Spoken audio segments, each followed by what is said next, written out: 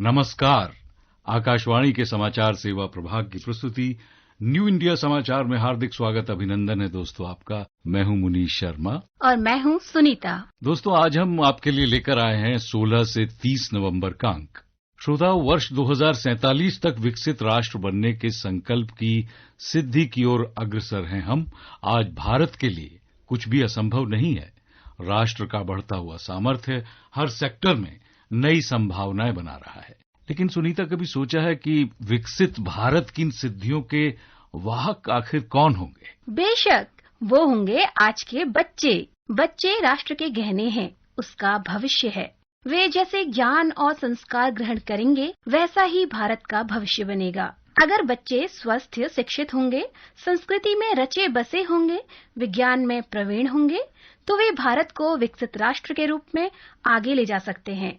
बीते 11 वर्षों में नीतियों, योजनाओं और अभियानों के जरिए बच्चों को नए भारत का स्वप्न दृष्टा बनाने और उसे ज्ञान पराक्रम से युक्त कर भारत को प्रकाशमान करने के लिए की गई समुचित पहल ही इस बार विश्व बाल दिवस के अवसर पर हमारी आवरण कथा बनी है। जी हाँ, बिल्कुल, हमारी आवरण कथा विश्व बाल दिवस के अवसर पर यह बनी है।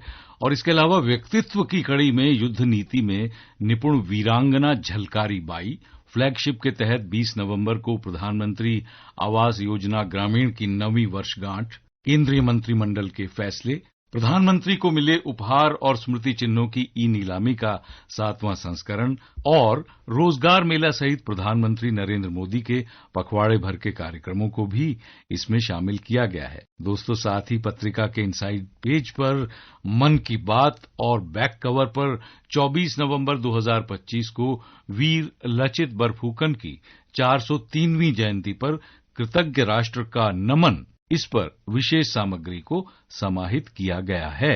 करीब 50 लाख कर्मचारियों और 69 लाख पेंशन भोगियों के लिए बड़ा कदम उठाते हुए मंत्रिमंडल ने 8वां केंद्रीय वेतन आयोग किन किन विषयों पर विचार करेगा और सिफारिशें देगा, इसकी मंजूरी केंद्रीय मंत्रिमंडल की ओर से दे दी गई है। जनवरी 2025 में 8वें वेतन आयोग को मंजूरी दी गई थी। आयोग की अध्यक्ष सुप्रीम कोर्ट की पूर्व न्यायाधीश जस्टिस रंजना प्रकाश देसाई होंगी। IIM बेंगलोर के प्रोफेसर पुलक घोष अंशकालिक सदस्य और पेट्रोलियम मंत्रालय के सचिव पंकज जैन सदस्य सचिव होंगे। ये आयोग अस्थायी निकाय होगा और गठन की तिथि से 18 महीनों के भीतर सिफारिशें देगा। यदि आवश्यक हो तो आयोग अनुशंसाओं को अंतिम रूप दिए जाने पर किसी भी मामले पर अंतरिम रिपोर्ट भेजने पर विचार कर सकता है। बता दें कि आमतौर पर वेतन आयोगों की सिफारिशें प्रत्येक 10 वर्ष के अंतराल पर लागू की जाती हैं। इस हिसाब से 8वें केंद्रीय वेतन आयोग की सिफारिशों के सामान्यतः अगले वर्ष 1 जनवरी से लागू होने की उम्मीद है। वहीं अन्नदाताओं के हित में रबी सीजन के लिए उर्वरकों पर पोषक तत्व आधारित सब्सिडी दरों के प्रस्ताव को स्वीकृति दी गई है। सब्सिडी रबी सीजन 2025-26 के लिए अनुमोदित दरों के आधार पर प्रदान की जाएंगी। केंद्रीय मंत्रिमंडल के निर्णय पत्रिका में विस्तार से पढ़े जा सकते हैं। दोस्तों, मैरीटाइम इंडिया विजन 2030 और समुद्री अमृतकाल विजन 2047 के साथ ही भारत ने समृद्धि की दिशा में कदम बढ़ा दिए हैं। इंडिया मैरीटाइम वीक 2025 के दौरान लीडर्स कॉन्क्लेव में प्रधानमंत्री नरेंद्र मोदी ने समुद्री क्षमताओं में विस्तार के इसी विजन को साझा किया। भारत की विशाल तटरेखा सिर्फ प्राकृतिक संपदाओं नहीं बल्कि अनंत संभावनाओं का वो सजीव कैनवस भी है जो वैश्विक समुद्री परिदृश्य में देश की समृद्धि और नेतृत्व का नया द्वार खोल रही है।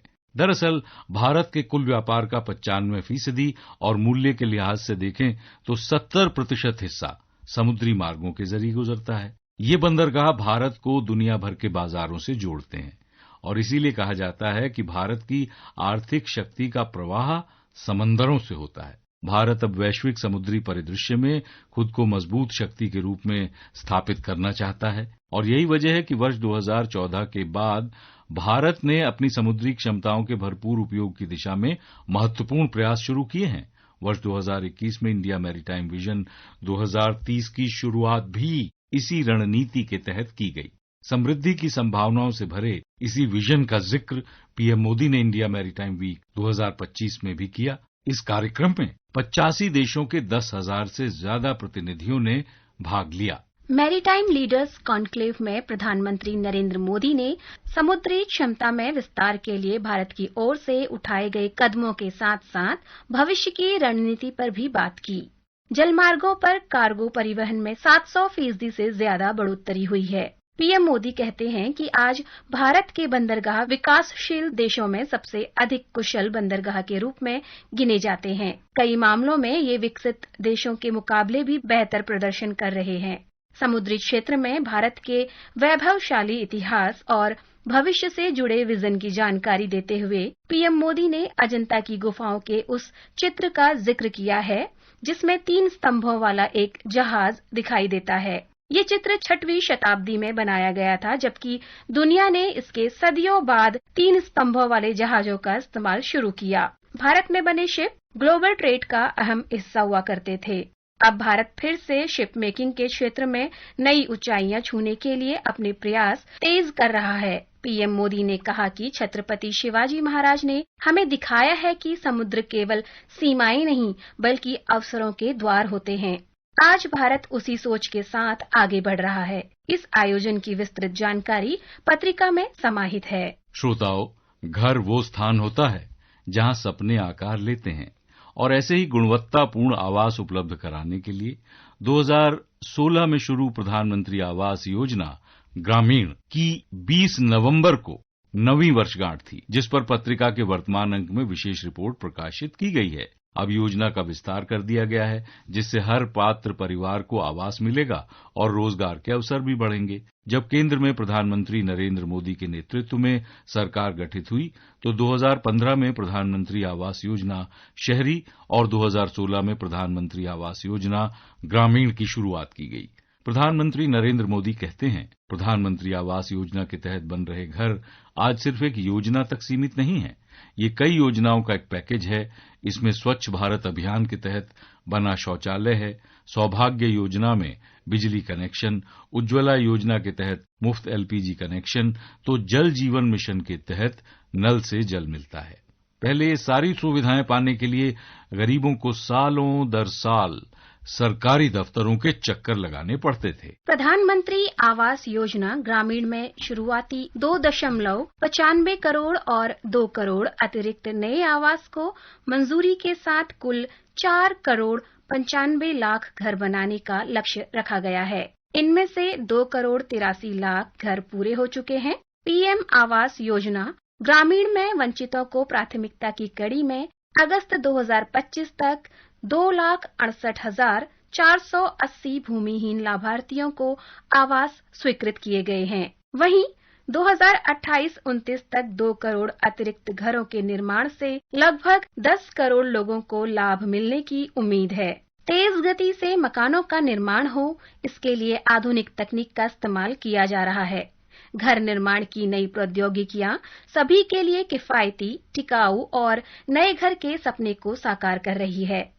प्रधानमंत्री आवास योजना ग्रामीण योजना में 60% अनुसूचित जाति एवं अनुसूचित जनजाति और 15% अल्पसंख्यकों को मकान दिए जाने का लक्ष्य रखा गया है। टेक्नोलॉजी में इस योजना की पारदर्शिता बढ़ी है। आवास प्लस 2024 ऐप का उपयोग एआई अथवा एमएल धोखाधड़ी का पता लगाना, ई-केवाईसी, आधार आधारित डीबीटी, जियो टैग्ड फोटो और निगरानी के लिए वास्तविक समय डैशबोर्ड के इस्तेमाल से ग्रामीण और पिछड़ी आबादी को मदद मिलने में आसानी हुई एवं पारदर्शिता बढ़ी है। प्रस्तावित स्थल से लेकर निर्माण पूरा होने तक प्रत्येक चरण में जियो टैग्ड और टाइम स्टैंप के साथ फोटो अपलोड करना अनिवार्य है। प्रधानमंत्री आवास योजना पर ये विशेष रिपोर्ट आप पत्रिका में पढ़ सकते हैं। दोस्तों, भारत की युवा शक्ति देश की ऊर्जा और सामर्थ्य का प्रतीक है और यही वजह है कि केंद्र सरकार ने मुद्रा योजना, स्किल इंडिया और स्टार्टअप इंडिया जैसे ठोस कदम उठाए। भारत की सबसे बड़ी पूंजी है उसका युवा मानव संसाधन। प्रधानमंत्री नरेंद्र मोदी की यही सोच केंद्र सरकार की नीतियों में स्पष्ट झलकती है, जहां शिक्षा, कौशल, रोजगार और आत्मनिर्भरता की दिशा में हर पहल का केंद्र बिंदु देश का युवा है। एक और स्किल इंडिया मिशन जैसे अभियानों के माध्यम से युवाओं को कौशल विकास की ट्रेनिंग दी जा रही है। तो वहीं रोजगार मेले और नेशनल करियर सर्विस प्लेटफॉर्म जैसी पहल उन्हें नए अवसरों से जोड़ रही हैं। केंद्र सरकार के प्रयास सिर्फ सरकारी नौकरियों तक ही सीमित नहीं है, बल्कि देश में पीएम विकसित भारत रोजगार योजना भी शुरू की गई है। इस योजना के तहत 3.5 करोड़ युवाओं को नौकरी देने का लक्ष्य रखा गया है। इस अवसर पर अपने संबोधन में प्रधानमंत्री मोदी ने कहा कि आज जब देश की सफलताओं और विजन की बात होती है, तो आने वाले समय में उसमें युवाओं की भी एक बड़ी भूमिका होगी। राष्ट्र निरंतर विकसित भारत के लक्ष्य के लिए काम कर रहा है और युवा कर्मयोगी ही इस संकल्प को सिद्धि तक ले जाएंगे। रोजगार मेले के अवसर पर प्रधानमंत्री नरेंद्र मोदी ने युवाओं को सशक्त कर विकसित भारत का सपना साकार करने के लिए जो कुछ कहा, आइए सुनते हैं। साथियों, पिछले 11 वर्षों से देश विकसित भारत के निर्माण का संकल्प लेकर आगे बढ़ रहा है। इसमें सबसे बड़ी भूमिका हमारे युवाओं की है, आप सबकी है।